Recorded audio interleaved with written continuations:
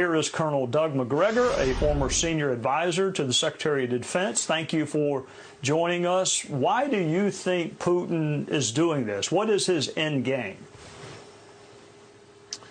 Well, Vladimir Putin is carrying through on something that he's been warning us about, at least for the last 15 years, which is that he will not tolerate U.S. forces or their missiles on his borders, much as we would not tolerate Russian troops and missiles in Cuba.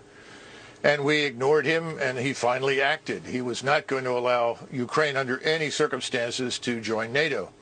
And what's happened now is that the battle in eastern Ukraine is really almost over.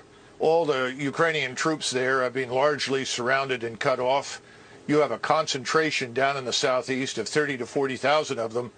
And if they don't surrender within the next 24 hours, I suspect that the Russians will ultimately annihilate them.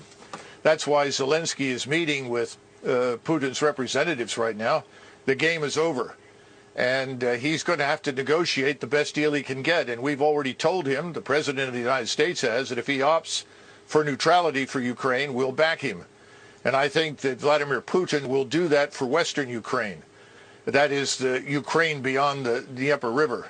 But behind it in the east, where he is now, I'm not sure what he has planned there, whether he forms another republic, annexes it into Russia, because historically it has been Russian. But the territory west of Ukraine is not. He knows that, and he's happy to live with that as a neutral state. I am not a military expert. I'm not even an expert on geography. But if he takes Ukraine and Ukraine abuts Poland, then he's going to have a NATO country abutting him. So if that's what he doesn't want, then isn't he going to just have to keep going until he runs out of NATO countries? I guess I should say it again. He has no interest in crossing the Dnieper and heading west to the Polish border. I think you're going to find from these negotiations he's quite willing to neutralize that territory on the Austrian or the Finnish model. Right now, Russia already touches Estonia and part of Latvia. White Russia, of course, touches Lithuania. He's not interested in going to war with us, and he has an army that's too small for that purpose.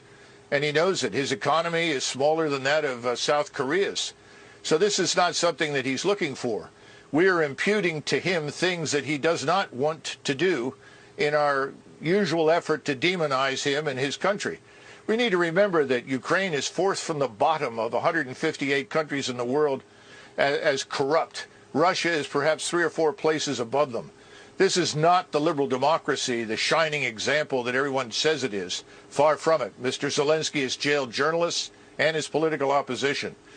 I think we need to stay out of it. The American people think we should stay out of it. The Europeans think we should stay out of it.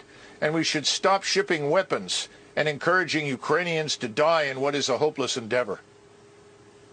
So when you say stay out of it, you mean no sanctions, no military aid, just let Russia take the portion of Ukraine they want to take? Yes, absolutely. I see no reason why we should fight with the Russians over something that they have been talking about for years. We simply chose to ignore it. And more important, the population there is indistinguishable from their own. You know, the thing that's so disturbing is that on the one hand, we will not send our forces to fight, but we are urging Ukrainians to die pointlessly in a fight they can't win. We're going to create a far worse humanitarian disaster than anything you've seen thus far if it doesn't stop. Thank you for joining us.